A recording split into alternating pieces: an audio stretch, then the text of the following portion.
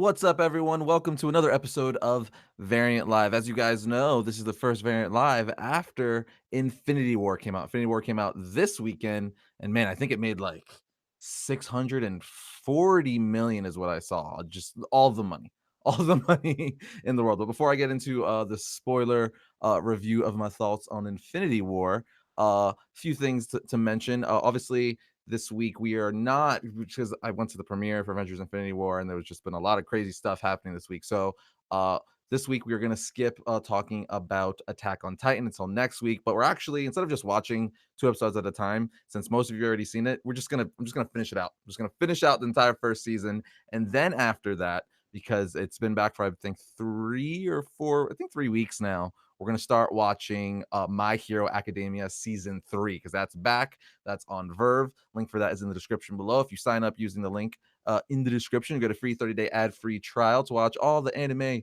your heart can take for the next 30 days ad-free. Trust me, they're awesome. As I said, they have My Hero Academia season 3 on there. They put it up literally the same day it goes up in Japan. They have Attack on Titan, which we're currently doing. All the previous seasons for Dragon Ball Super. They have it in English.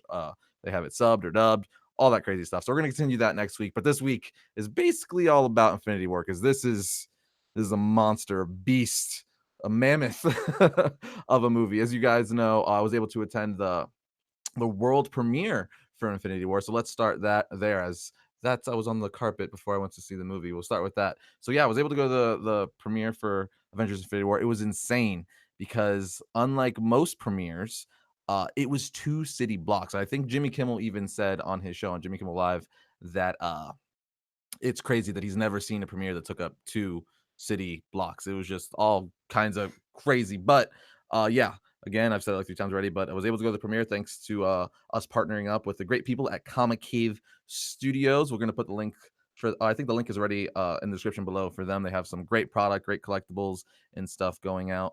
But yeah, we partnered with them and we went to the premiere. It was nuts, guys. It's just, I think one of the coolest things about the premiere, besides being, getting to see the movie with the actors and stuff in it, and seeing, like, the actors, seeing Robert Downey Jr. on the carpet, seeing like Scarlett Johansson walk like right in front of me, or Samuel L. Jackson, standing right in front of me, or Paul Rudd sitting behind me. Just, besides all that stuff, this premiere had an MCU Artifact exhibit. So what that means is, if you guys watch this past Friday's episode, you've seen a little bit of footage of that, or if you follow us on social media, you've seen the live stream and posts we've been posting, is they had like memorabilia and costumes and artifacts from all the other MCU movies. So they had Red Skull's car, they had one of Star-Lord's ships, they had the first Avenger Captain America motorcycle, they had the Sokovia Accords, they had all the costumes there. It was just anything you could think of. They had the Mark 1 armor, the Mark 2 armor, the Mark 3 armor from Iron Man, like the actual ones they wore in the movie.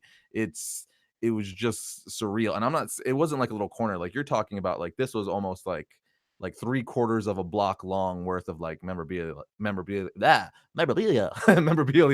and artifacts from the movie. It was just, it's just kind of surreal seeing that stuff, being like, being such a fan of these movies, and loving comic books, and then seeing it in person, just all kinds of crazy. So that was cool. But then after that, obviously, we went to go see the movie, and what a movie it was. And it was kind of awesome. Like I said previously, like literally 5 rows in front of us was John Favreau, and then right next to him was Paul Rudd, and then right next to him was Evangeline Lilly, who is, Paul Rudd is Ant-Man, and then Evangeline Lilly is a Wasp. And then to intro the movie for world premieres, usually every world premiere, the cast and directors and producers will, kind of like give a little speech on stage before they show the movie. This one was held at the Dolby Theater in on Hollywood Boulevard, where they also have like the Oscars, American Idol is there, and all that stuff. So Robert Downey Jr. gave this massive speech, kind of, how he kicked it off in 2008. He actually called out to John Favreau, saying, he's the director that started it all. He stood up, long speech. Kevin Feige talked, the Russo brothers talked about all this stuff.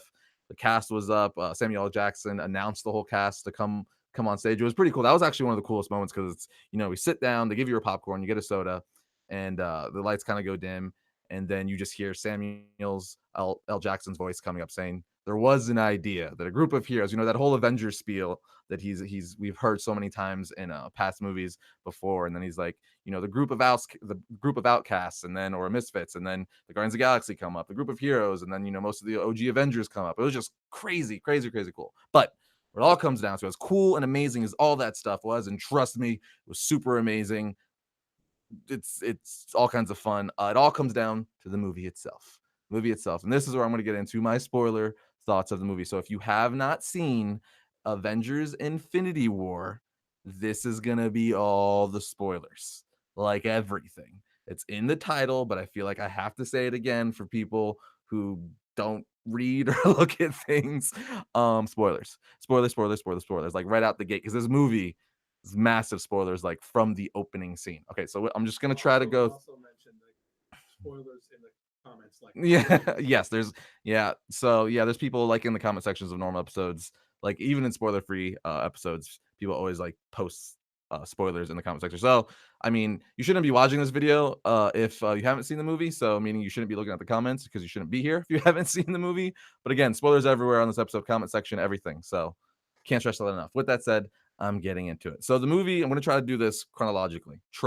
Now, I may get excited and jump to other things, but I'm going to try to do this in the order things happened. Keyword, try.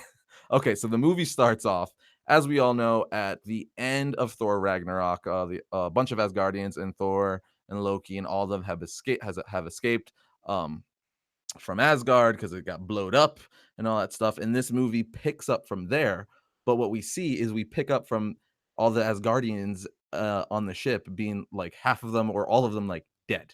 Like everyone's dead. There's just carnage everywhere. And then we're introduced to the Black Order for the first time. The children of Thanos in this movie. They're just killing everyone. And then we get panned to Thanos, who's basically holding Thor. Like, what's crazy about the opening scene is like a lot of people I don't think really look into how crazy it is, besides the deaths that happen right after, which I'm about to get to, is these are Asgardians, right? These are gods. So it's not like Thanos and his Black Order like invaded Earth and just like defeated us like puny humans. Like, we're looking at Asgardians who got laid down like that. Like that just kind of set the stage. Like, if you have to think of it that way, to really be like, wow. So whoever this Thanos and Black Order guys, they just laid waste to like as guardians, like gods, right? That's like crazy. So you just see all that carnage, and then he Thanos is looking for the Infinity Stones, obviously, and Loki has one of them. But right before he gives it to him, because he's about to kill his brother Thor, um, Heimdall dies, just like that, dead. Thanos kills him. That's the first death, and this is all like in the first 5 to 10 minutes. Right after that, once Loki gives Thanos the Infinity Stone, it looks like Loki's trying to like kill him, try to trick him. He has like a knife, he's holding a knife behind like his wrist. Goes to try to like, yeah, he's kind of looking at Thor like, I got this. No, he doesn't have this. Freaking Thanos manhandles him, picks him up, basically snaps his neck, throws him down. Loki dead. Now, Loki's definitely dead because he already died once in the MCU, and I don't think it would be smart for the MCU to fake kill him twice. That would just be crazy. So within the first 10 minutes of this movie, Heimdall dies and Loki's dead. That sets the stage for the entire movie. Also in that scene, we get, Loki says, we have a Hulk, the famous line from the movies and even the comic books. And he goes to try to fight Thanos, but Thanos manhandles him. Basically, he was just playing with him, and Hulk gets his feelings hurt, and then he gets sent to Earth. And when he gets sent to Earth, he lands in a Doctor Strange's sanctum, crashes through the window, which that right there is cool. I don't think a lot of people know that. That is actually straight from the comic books. Now, in the comic books, it's Silver Surfer who goes straight through Doctor Strange's sanctum and literally says what Mark Ruffalo said, what Bruce Banner said, is Thanos, he's coming. So literally, like, he blows right through the window, just like in the movie, except they just swapped it out for Bruce Banner instead of Silver Surfer. So that was crazy in itself right there. That they kind of plucked that from the comic books, which was really cool. But yeah, and then we see Doctor Strange, Iron Man, who else? Wong and Bruce Banner kind of all gathering, meeting for the first time. Now, obviously, like Bruce Banner and Tony Stark met before, but they're all meeting Doctor Strange and Wong for the first time, and their relationship is just hilarious. This movie is really, really funny. So their back and forth is great. Right after that, we see the Black Order come to Earth. Ebony Maw. Can we talk about Ebony Maw? He was one of the coolest characters in the movie. His whole like demeanor, like this, and how he's just like so flippantly like destroys things, or how he went like this and like cuts a car in half after I think Doctor Strange or Iron Man threw it at him. The guy is like his whole demeanor. He's like he's so powerful and like such a badass. He's just like, yeah, I don't really need to be big, and I just need to flippantly like wave my hands and I destroy things. So that was crazy in itself. So that whole battle was crazy. It leads to like the park area where Spider-Man eventually joins the fight, and that's great. Spider-Man is always amazing. I'm loving this MCU version of Spider-Man. It's definitely, I think, and I think a lot of you would agree, Tom Holland is easily by far the best live action Spider-Man we've had thus far. I mean, better than Tobey Maguire and better than Andrew Garfield. I think so. I know there's a lot of people like Tobey Maguire a lot, but I mean, I like him and I respect what he did. I grew up with those movies. I love those movies because nostalgia and stuff. But come on, this Tom Holland is Spider-Man. Like that is, yeah, good on you, Tom Holland. um, let's see. Let's talk about other big things. So one of my favorite jumping. So I'm not gonna actually go through the entire movie. It's a 3-hour movie, but I'm gonna just hit the key points. One of the other craziest things I thought in this movie, one of my favorite scenes, is the part where Thanos is going to get the Soul Stone, and we get the big reveal that guess what, Red Skull isn't dead. He's alive. He's just now kind of like, I guess, the keeper of sorts. The Watcher, the guardian of the Soul Stone. So he's been like punished to permanently be there and kind of like guard it or watch it, whatever you want to call it. Anyway, he basically tells Thanos, he's like, the only way you can get the Soul Stone is you have to sacrifice something you love. And Gamora's there with him, and she's like, "Ha ha! You don't love anything. Fate and destiny has finally caught up to you because you're never gonna get it now because you love no one, you have no love, blah blah blah, and all this stuff." And in my head, I'm like, "Oh, okay, so this is the catalyst. Is kind of be like, okay, so he's not gonna get them all. Like something's gonna happen. Eventually he's gonna get it somehow. But like for this movie, at least, that'll probably be like what part two is going to be about. Like he's trying to get the last stone, because my original guess was he was going to get them all by the end of the movie, but once this hit, I'm like, oh well, maybe this is what is going to happen. Anyway, so Red Skull explains that to him, and Gamora's telling him all this, like, haha, now you can't get it, essentially. And he turns around and you just see like a tear like fall down his face. And at that moment I was like, no way. Because if you guys remember, and I believe the first Guardians of the Galaxy movie, I forget who Thanos is saying it to, but he says, and you've hurt, or you treated my favorite daughter poorly, Gamora. And it pans to Nebula, and she's like, oh, I guess I knew I wasn't your favorite. But you kind of see, like we saw in previous movies, that's like, oh no, he actually, oddly enough, loves her and cares for her in this weird, twisted way. So once that happened, I was like, no, they're gonna kill Gamora. And sure enough, right after that, he didn't want to do it. He was crying, but he said it in the movie. He's like, I'm the only one with the will strong enough to, what in his mind, think needs to be done to, like right the universe by wiping out half of it. So he takes her and he freaking throws her off the cliff. Just like that. Like she was one of the deaths. I was like, no, like I did not see that one coming. That was, I don't know. I didn't see that one at all. But what's crazier than that is after, okay, so at this point, the count is 3. So at this point, we got Heimdall, we got Loki, Gamora. And this is, I think, only like halfway through the movie. And you already got like 3 major players dead, especially, I mean, Heimdall, you can kind of say is a little bit of a lower player, but I still like him a lot. I'm a big fan. He was great in all Thor movies. But Loki and Gamora, those are 2 major characters. Like those are definitely heavy hitters in the MCU. So they're gone just like that, only halfway through. But what's crazier than that is at this point, the Guardians of the Galaxy, Iron Man and Spider-Man are on Titan, which, those the Mad Titan, that is the home world of Thanos, and it's destroyed at this point for X, Y, Z reasons, yada yada yada. Point is, they're there to try to get Thanos and kill him. At first, the Guardians and Spider-Man and Iron Man are fighting each other, but then they're like, oh, we're on the same side, as heroes tend to do in comic books all the time. Long story short, they develop a plan. You see it in the trailer a little bit, where Star-Lord's telling Iron Man, is like, yeah, that's a good plan, except it sucks. That whole bit. That's where that part from the trailer is from. It's from that part of the movie. Anyway, they do devise a plan. Star Lord's plan, nonetheless, to beat Thanos, and they're about to do it. They're about to do it. Like Spider-Man and Iron Man are literally ripping off the gauntlet because Mantis is on top of Thanos' head doing her whole like mind crazy thing, occupying him in the meantime.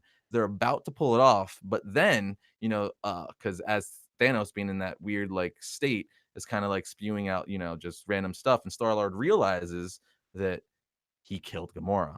And Star Lord and Gamora, that was his boo. They were, that's his lover lady, that's his lady friend, and all that stuff. So he freaks out and he can't contain himself. Tony Stark and everyone's like, "Don't do it, don't do it. We almost got it." But you know, he killed his lady. He couldn't contain himself, so he starts going after Thanos. And then after that, Thanos snaps too.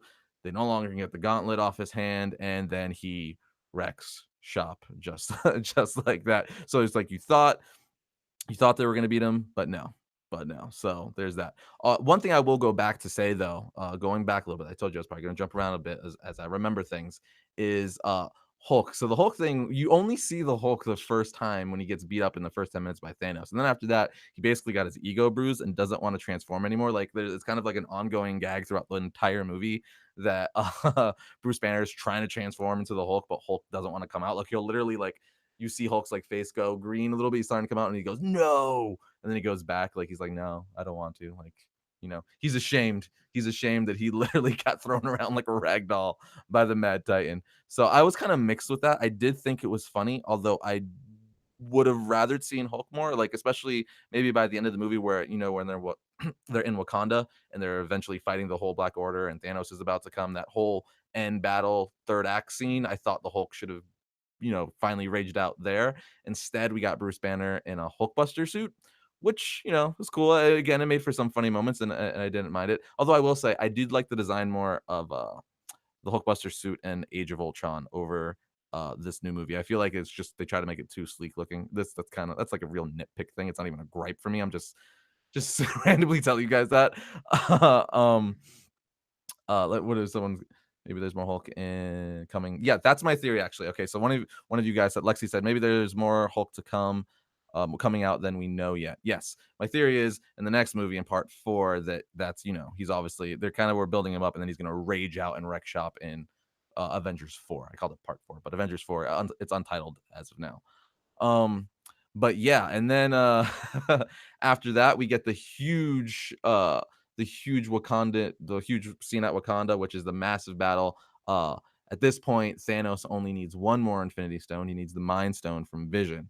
So, while Captain America, War Machine, Falcon, Black Panther are holding the fort down, Okoye are holding the fort down in Wakanda and trying to keep off all of Thanos' forces, he eventually gets on Titan. He ends up getting the Time Stone from Doctor Strange because basically Doctor Strange is like doing his whole Sorcerer Supreme thing, and he's like trying to see like he's meditating and kind of seeing like what are the outcomes with the Time Stone. He can go to the future, controls time. He can see what are the outcomes, and he comes back. He's like, yeah, so there's like over 14 million possibilities, and in only one of those 14 million possibilities, there's only one time we win.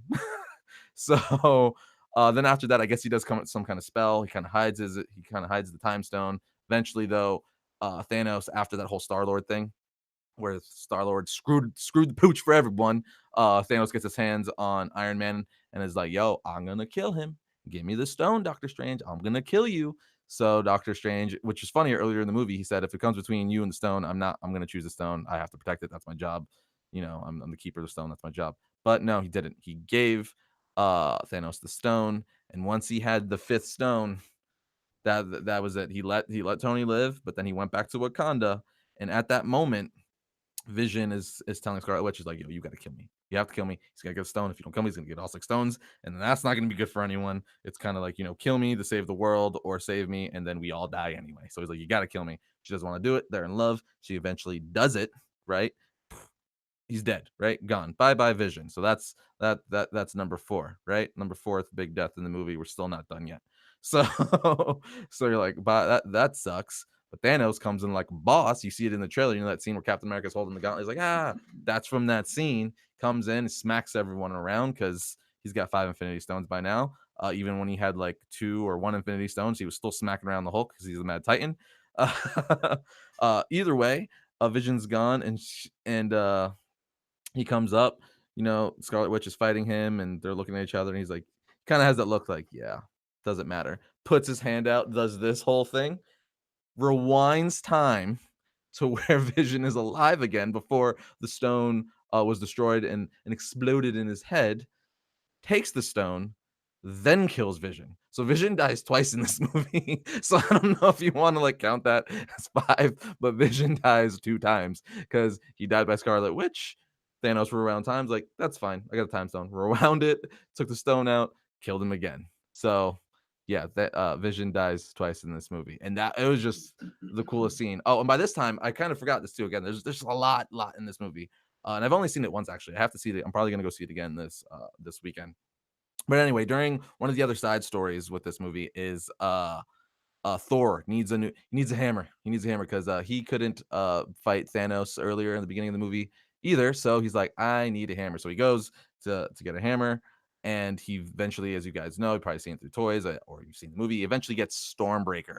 It's forged. He helps forge it because the machine was broken. He does it. Groot's like, they need a handle. Groot's like, I got this. He gives a branch of his arm or a piece of his arm, whatever, just a piece of wood from him. And that's his handle, his hilt.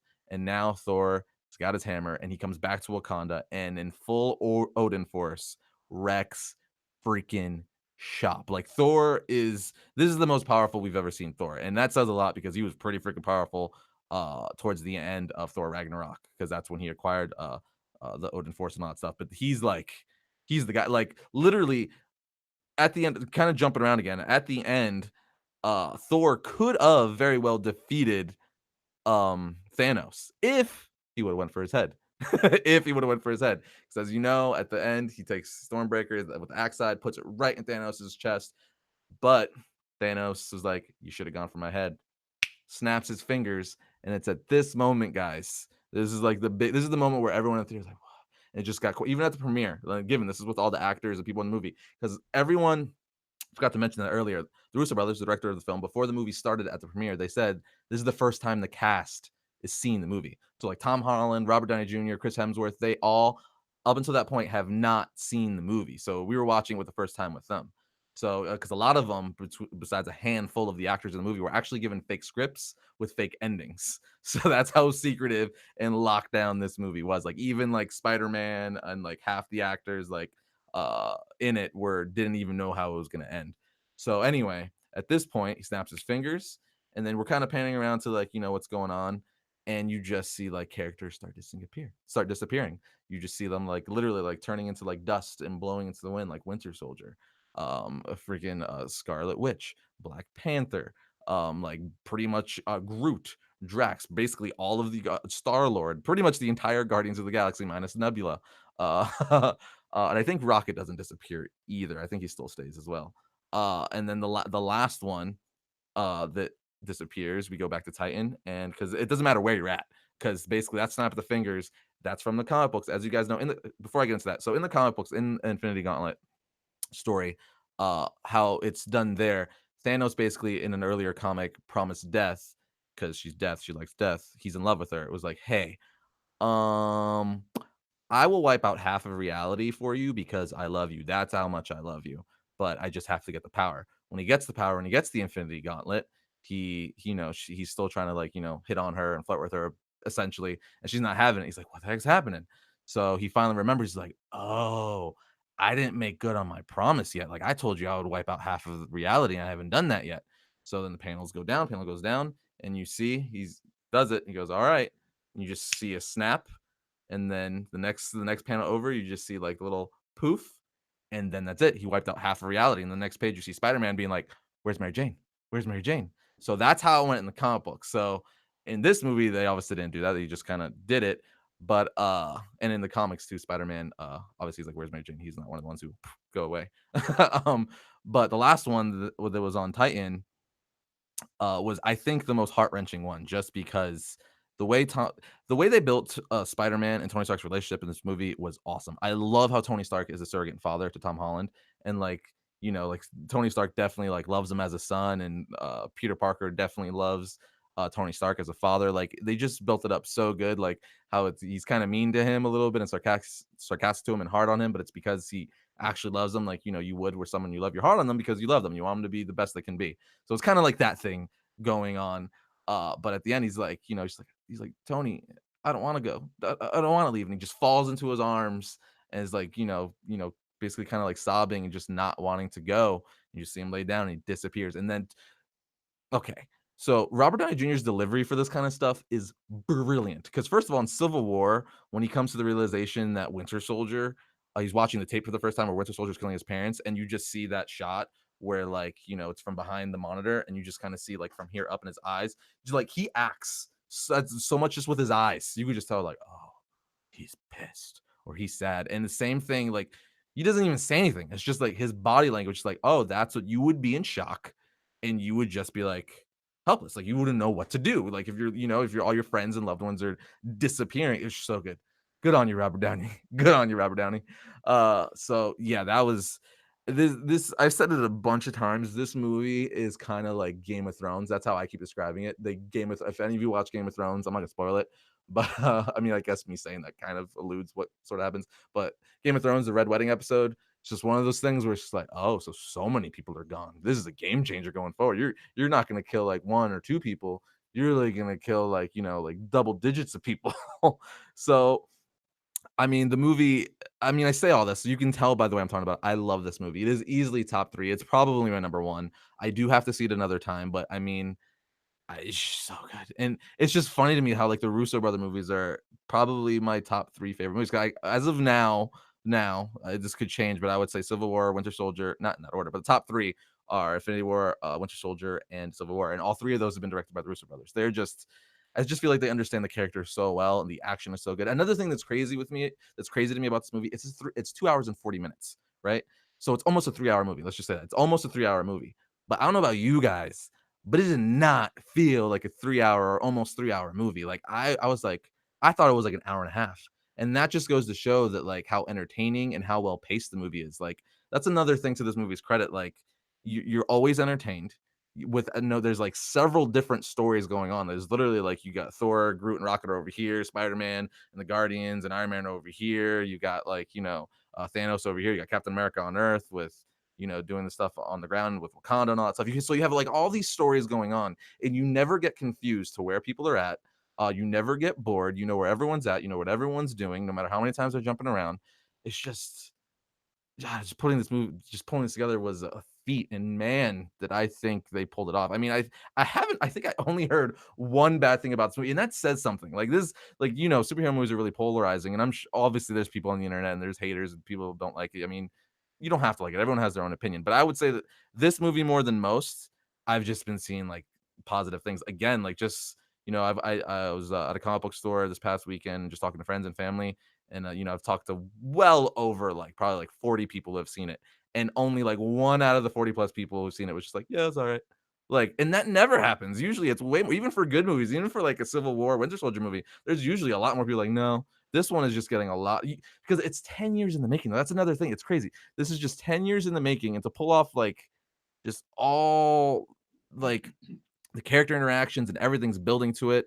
It's just nuts. And the craziest thing about this movie too, that like, kind of I'm sure you guys had it too at the end of the movie, just like, is the villain wins.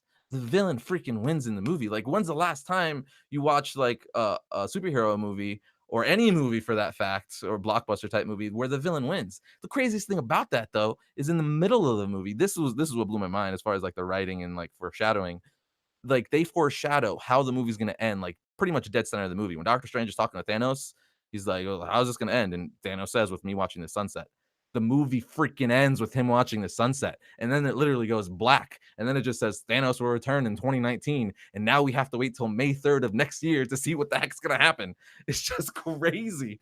Now, given like obviously Spider-Man and people like Black Panther, not gonna stay dead. I mean, I some of them may, but like we know they have sequels lined up. Spider-Man, Homecoming 2 is coming out. Black Panther 2 has already been announced. So clearly, some of them are coming back, but it's still the matter of like, okay, are they just dead, which is the first thing you would assume. That's kind of like the obvious thing. It's like, oh yeah, they just wiped them from reality. They're just dead.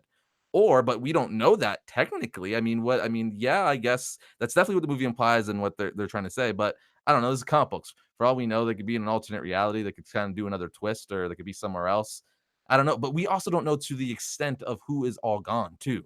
Because like at the post credit scene, which I got to talk about this too, with Nick Fury, we see, when he disappears too, because Nick Fury's gone as well. We see him drop the phone or whatever that little handheld device is, and we see Captain Marvel's he's calling her, and we see that her symbol come up.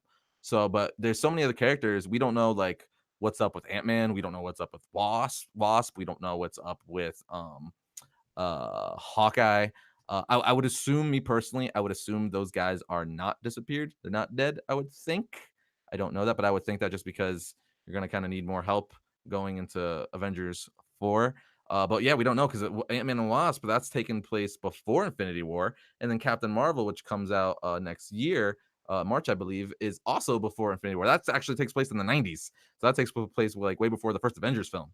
So yeah, just crazy. I would assume, obviously, in part 4, our Hawkeye isn't dead. He's probably going to take on the Ronin persona, come out. Ant-Man is probably going to help. And there's actually behind the scenes or set photos of Chris Evans in his original first Avengers uniform with Ant-Man standing next to him and Tony Stark standing next to him. That kind of looks like they're in the Battle of New York scene. So, I mean, speculations could be. I don't know if that's going to be a flashback. I don't know if that's going to have something to do with the time stone where, like, they're rewound and now in that time. So, I don't know. Crazy, crazy, crazy. But We then might get some alluding to that in that post credit stuff for Ant-Man and the Wasp. there's what happened? We might get some alluding to Oh, what might be coming yeah. into Ant-Man and the Wasp. Yeah, the post credits for those two movies are probably, especially Captain Marvel, I would say 100% because that's literally the last movie going into Infinity War Part 2 or Avengers 4, whatever you want to call it. It's untitled. I'm gonna call it A4, Avengers 4. That's the last movie going before that, so that's definitely going to be a massive cliffhanger or tease for that post credit scene. But talking about that, let's talk about some characters. Well, all the characters are good. Everyone. I mean, I just love the MCU, and I think you guys would agree. Pretty much all the characterizations of the characters are flawless.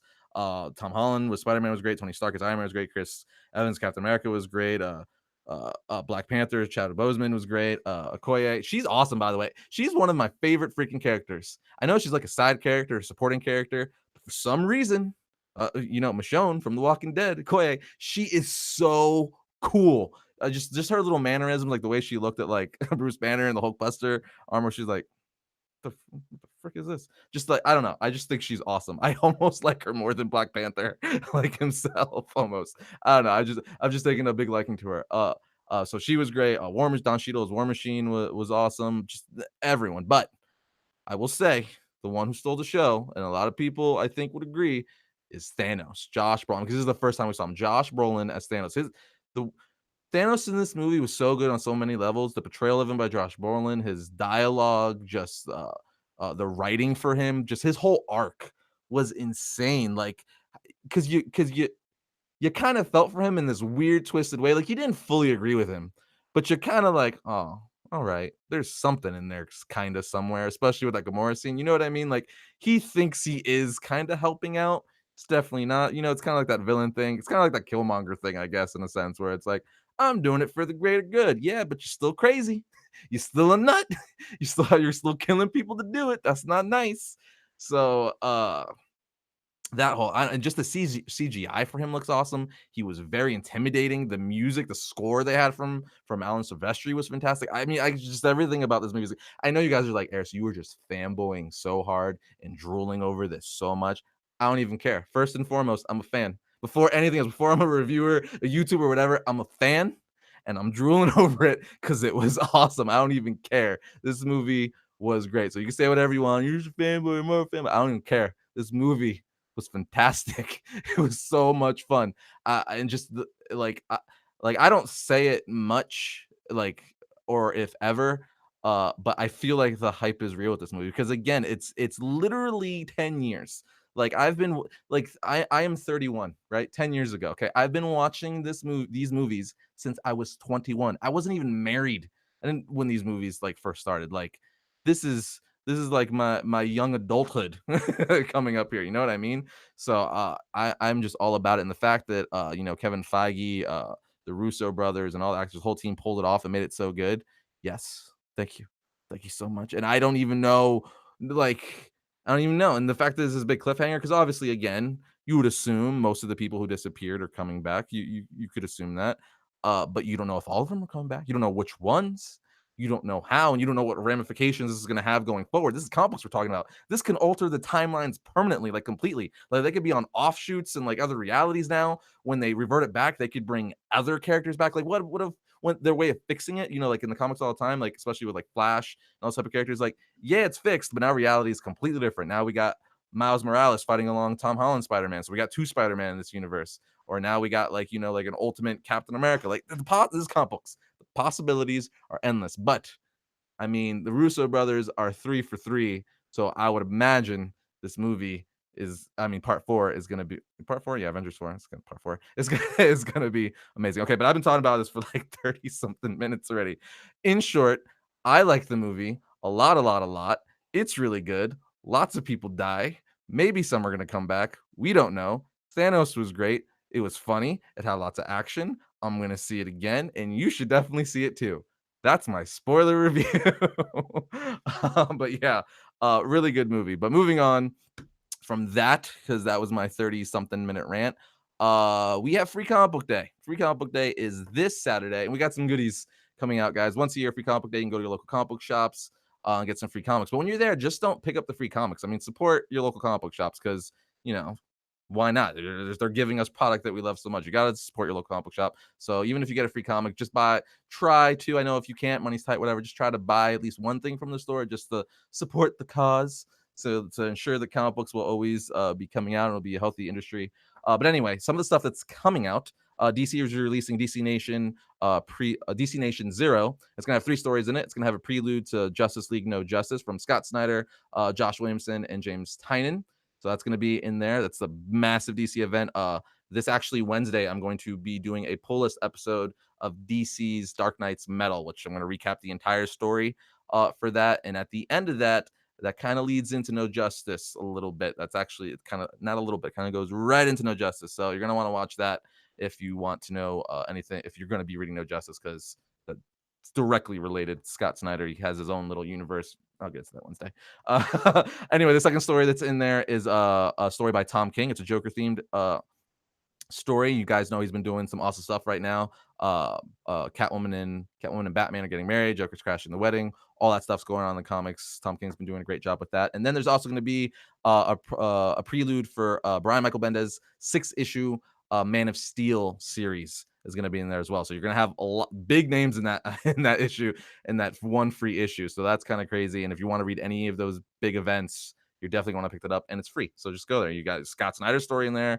You got a Tom King story in there. You got a Brian Michael Bendis story in there with Josh Williamson and James Tynion thrown in there as well for good measure. So definitely check that out. Also, for you guys got any kids or any girls? I know I have a daughter. She's not old enough to read yet, but I do have a daughter, and if she was old enough to read, I would get this for her. They have DC superhero girls, so that's cool. Again, it's free.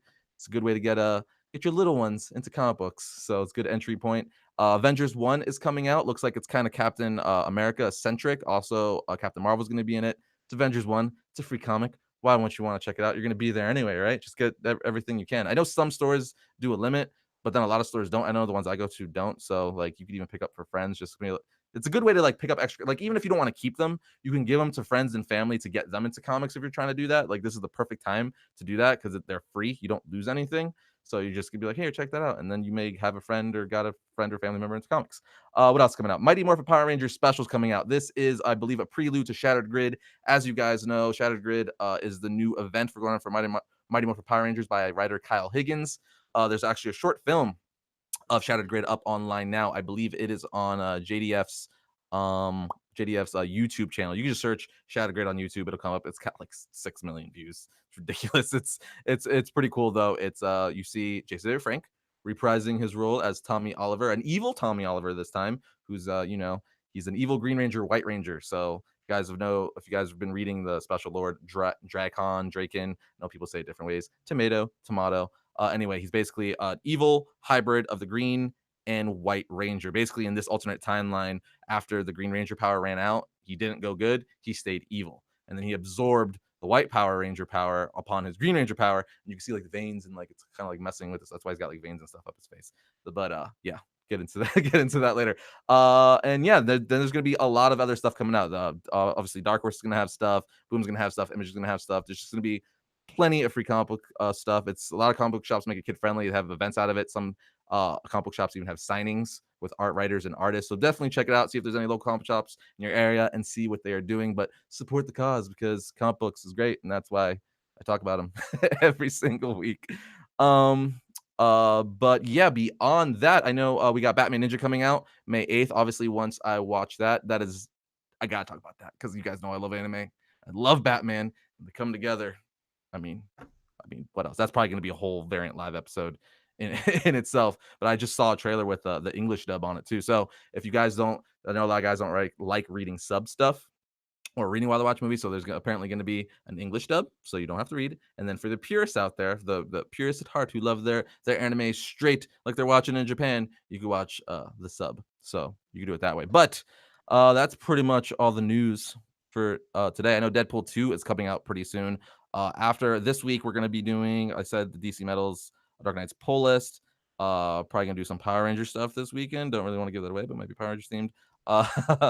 And then shortly after that, in the week towards the middle end of this month, we're gonna be getting into Deadpool stuff. So it's gonna be History Cable, History of X Force, Domino, Deadpool centric stuff, all that cool stuff. So if you've been waiting for X Force Cable stuff, that's coming this month. Cool, cool. With that said, let's open it up for questions real quick, and then I'm gonna wrap this up. So I know you guys probably have lots of. I probably missed talking about lots of things in Infinity War because a lot happened. So you could ask away if I didn't talk about something you want. And hopefully, I'll find your question. Jonah asks your thoughts on what they did to the children of Thanos. Yeah, see, there you go. Exactly what I said. I knew you guys wouldn't let me down. I thought they were awesome.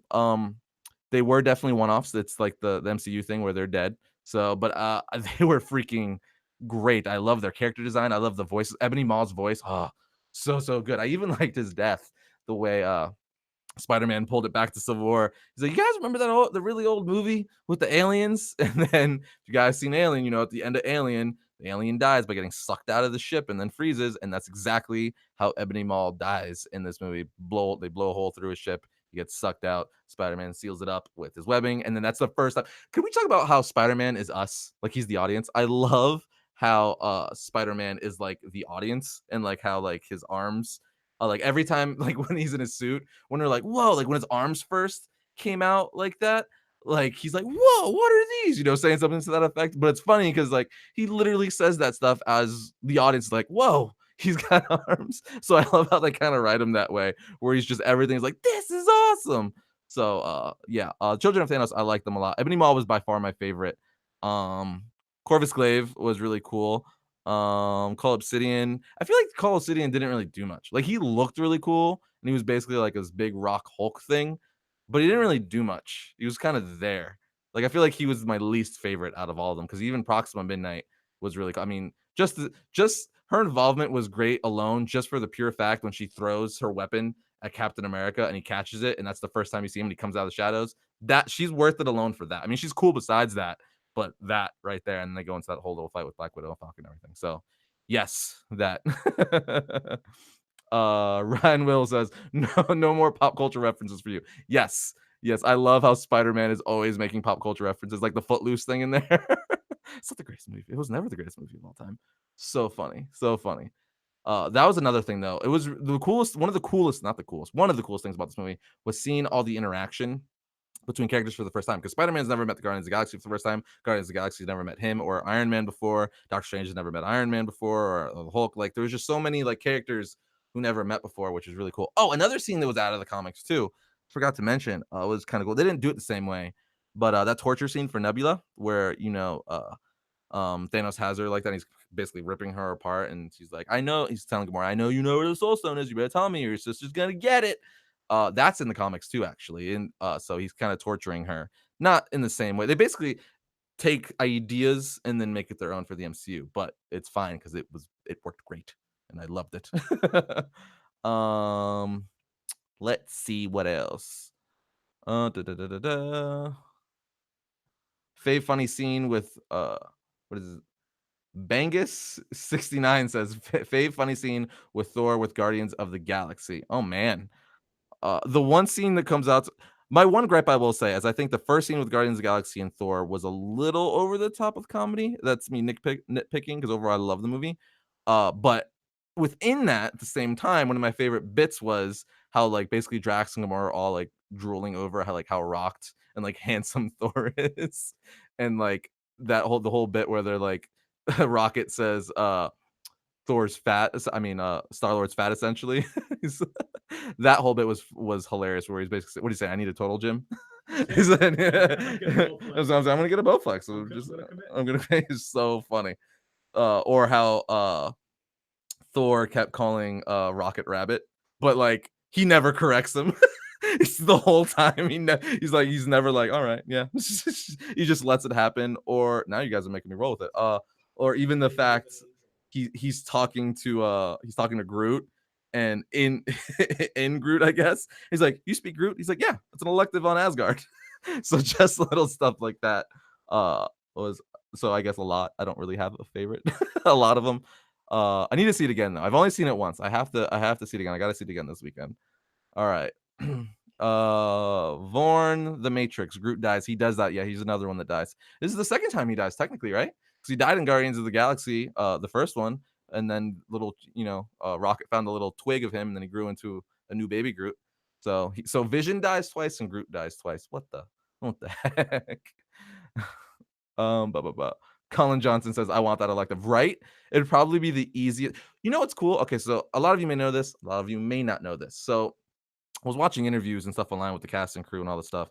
So apparently, only so when Vin Diesel, he's the voice of Groot, says I am Groot, his script actually like translates in English what Groot is saying, but only him, the directors and the writers know, and probably Kevin Feige because he is the master of all MCU, know what Groot is actually saying. So I would love to get a hold of one of those scripts, so of like a Groot script where you actually can translate what Groot is saying, you know, so I think that's just was really clever, but they did it so obviously, Vin Diesel knows like what kind of like inflection or emotion to give the I am Groot, because he says I am Groot like, a bajillion different ways. But I thought that was interesting that there's actually like a script that actually tells you what Groot is really saying translated in English. So that's, if you didn't know that, now you do, and you're welcome. Why did they change? Caleb Hungry says, why did they change Ebony Maw's powers? I'm not sure. I mean, I liked it a lot though. I mean, they didn't change it too drastically, I guess. I mean, just much like they changed, like, why did they make, I mean, Mark Ruffalo, or I keep on Mark Ruffalo, what's his name, but the whole crash through the sanctum instead of Silver Surfer. Like that, I mean, it's fine. I don't care about stuff like that. It's worse for me. Gaming Geek 09. A lot of people are asking about the Black Order. Arris, what did you think of the Black Order's interpretation? Again, I like them. But Call Obsidian was my least favorite. Yes, E Shadow 11. I am Steve Rogers. That when Groot meets Captain America for the first time, I'm Groot. I'm Steve Rogers. Died. I think I literally had tears coming down my face for that. It was hilarious. So many funny parts. Oh yeah, here's a little thing that I guess people are probably wondering, where the heck is Adam Warlock?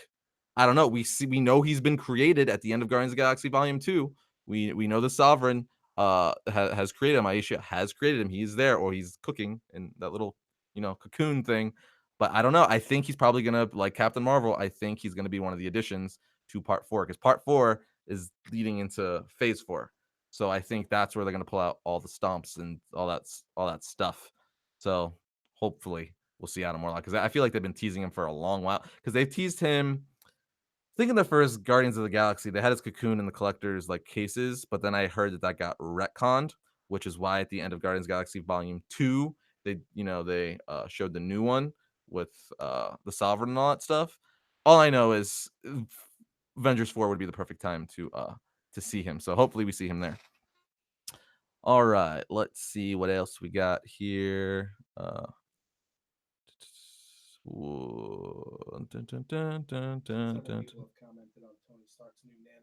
Oh right, yes, okay, yes. So Tony Stark's new nano. I call it Tony Stark's symbiote armor.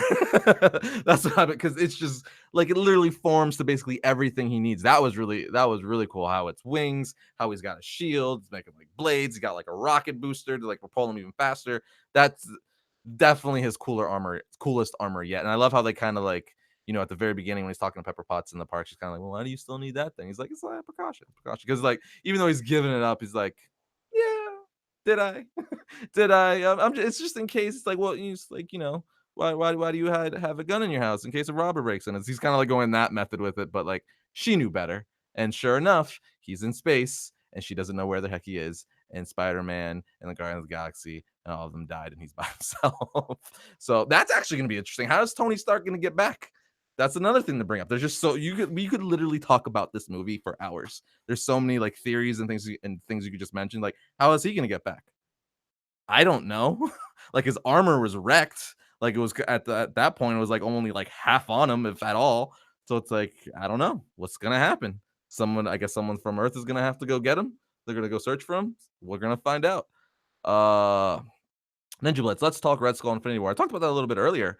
But yeah, he's trapped with the Soul Stone, I guess, right now. Maybe in part 4 they'll find a way to bring him back. Would you guys be want to see him in a future Captain America movie again? I would. He's probably one him and Crossbones are probably my 2 favorite Captain America villains. I mean, Red Skull's just a classic. So, I mean, I'd like to see him again in a future movie. That'd be really cool. Let's see. Oh yeah, that's right. Nebula is with him. Yes, that's right. He's not alone. I forgot about that. Again, I only saw the movie once, and that was Monday. Oh yeah, he's stuck there with Nebula. So Nebula is probably going to be the way he gets back. Definitely, 'cause she's like what half or 75% machine anyway. um, let's see. Ace Saterio says, "Is this setting up for Secret Invasion?" That was one of my theories before I saw the movie, especially since Captain Marvel is going to be very scroll centric, but that's going to be in the 90s. I don't know. I don't know how you would kind of do that with this to spin that because this is like such another thing. It's like we're gonna be like, oh, Tony Stark was a scroll the whole time. I don't know. I think not. Let's see. What about Aunt May? What happens to her? I don't know. That's what I'm saying. There's so many like we don't know if like Ned like is gone. Peter's best friend. He could be gone. Aunt May could be gone. There's so many characters like side supporting characters that we don't know what their fate is, which I would imagine they would show. Some of their fate in Avengers 4. All right, I'm gonna answer like 2 more questions and get out of here. Guys, let's see.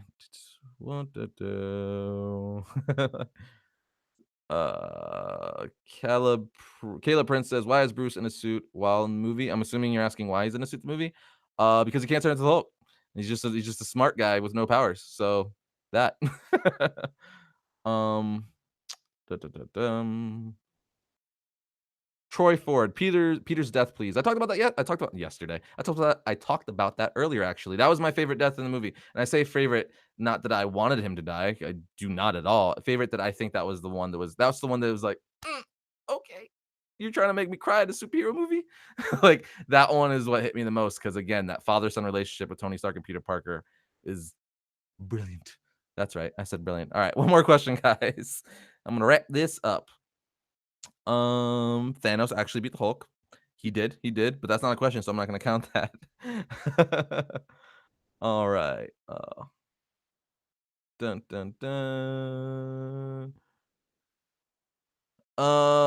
Millie Meal says, "Who do you think will reverse the effects?" I'm assuming how it's gonna get reverted back. I would imagine it has to do something with the Time Stone, which I would think would also means it has to do something with Doctor Strange. I think he's gonna be a key part somehow. I mean, but you know what the thing with this movie is? These movies, like we all were like, Captain America's gonna die, Iron Man's gonna die. So like maybe the obvious thing is not what it's gonna be because clearly Doctor Strange would be the obvious answer because he was the one who saw the 14 plus million ways. He was the one who told Tony Stark it was the only way. So that is definitely the obvious way to go. So many would assume that, but the obvious thing for this movie was Captain America was going to die, Iron Man was going to die, and guess what didn't happen? Neither of them died. So that was one of my favorite things with the movie. The Russo brothers did a very good job of being like, yeah, it's this. Yeah, think that. Nope, we're over here. So, I mean, maybe it would be smart for that not to be a thing. So, yeah, I don't know. Theories galore with this movie. I'm sure, you guys will be talking about it for many, many weeks to come. But with that said, I'm going to wrap this up, guys. Remember, we're going to finish Attack on Titan this week and talk about it on Monday. We're going to wrap that up. And then right after that, we're going to start watching season 3 of My Hero Academia. If you don't have a way to watch that, click the link in the description below. Verb, VRV, get a free 30-day ad-free trial to watch all the anime your heart can desire. Other than that, guys, I will see you Wednesday for a pull list episode of Dark Knight's Metal. You're not going to want to miss that. That story was amazing. Plus, it's been a while since I talked about DC on the channel. So, yeah, that's going to be fun. But with that said, guys, see you on Wednesday.